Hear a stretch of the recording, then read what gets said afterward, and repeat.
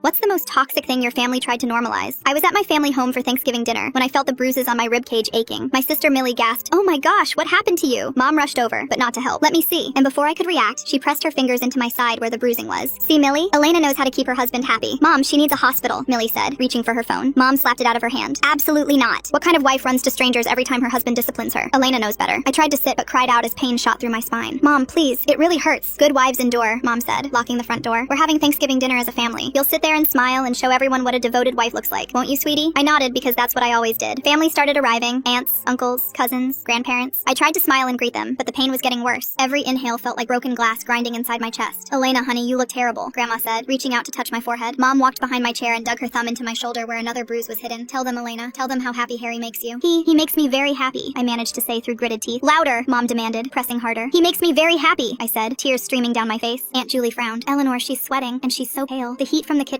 Mom said dismissively. "Elena's been helping me cook all day. Haven't you, dear?" I hadn't, but I nodded anyway, sending another spike of pain through my ribs. A weird bubbling sensation started in my lungs. "Elena, serve the turkey," Mom ordered. I tried to stand, but my legs buckled. Mom yanked me upright by my injured arm. "Show them you're not an embarrassment to this family. Walk properly." I made it to the turkey, hands shaking as I tried to lift the platter. The weight was too much. Pain exploded through my torso and I dropped it, turkey sliding across the tablecloth. "Elena!" Mom's face went red. "How dare you ruin Thanksgiving?" She grabbed my wrist where Harry had left fingerprint bruises and squeezed. "Apologize to everyone. Now." I'm sorry, everyone," I gasped. "I'm sorry for ruining dinner." As I sat, she leaned close to my ear. "You're disgusting. Can't even serve a simple dinner. No wonder Harry has to teach you so often." Each breath was shallower than the last, like breathing through a straw that kept getting smaller. "Elena's not touching her food," Aunt Deb noticed. "She's watching her figure," Mom said. "Harry likes his women thin." That's when the coughing started. Deep, wet coughs that sent knives through my ribs. I tried to suppress them, but they kept coming. Then I tasted metal. When I pulled my hand away from my mouth, it was covered in blood. Millie jumped up. "She's coughing up blood." Our cousin Maria, the nursing student, went pale. "That could be internal bleeding. She needs an ER immediately." "Everyone calm down," Mom commanded. "Elena just has a little cold." "Don't you, sweetheart?" She walked over and slapped me on the back, right where the worst bruising was. "Stop being dramatic. You're embarrassing me in front of the family." I tried to answer, but only coughed up more blood. The room was starting to spin. I could feel something wet in my lungs, like I was drowning from the inside. "Aunt Eleanor, if her ribs are broken, they could puncture her lung," Maria said, standing up. "This is serious. Are you a doctor?" Mom snapped. "No? Then sit down." She turned to me. "Elena, tell Maria you're fine. Go on. Use your words like a big girl." The room tilted sideways. I collapsed face first into my plate, gasping like my lungs were punctured. "Elena!" Millie screamed. Mom tried to pull me upright. "Stop this performance right now. You're embarrassing me." Through my fading vision, I saw Millie grab a chair and smash it through the dining room window. Glass shattered everywhere. "Stop her!" Mom shrieked. "She's ruining everything." I woke up 3 days later in the ICU. The doctor said I'd been clinically dead for 4 minutes. 4 minutes where my mother kept insisting I was just being dramatic, while my lung collapsed from a punctured rib. Mom couldn't look at me. She just kept saying, "Good wives endure," and I was protecting your marriage, over and over. But Millie knew the truth. Maria knew. Every family member at that Thanksgiving dinner knew. And we were going to make sure she never hurt another woman again. Full story on channel, link below.